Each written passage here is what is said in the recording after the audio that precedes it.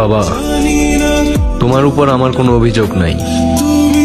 তোমার কাছে চাইছি আর পাই নাই এমন কোনো দিন আমার এই জীবনে আসে নাই। অভিযোগ তো আমার নিজের উপরেই, কারণ আমি তোমার সন্তান হয়েও তোমার কষ্টের প্রতিদান এখনো দিতে পারি নাই।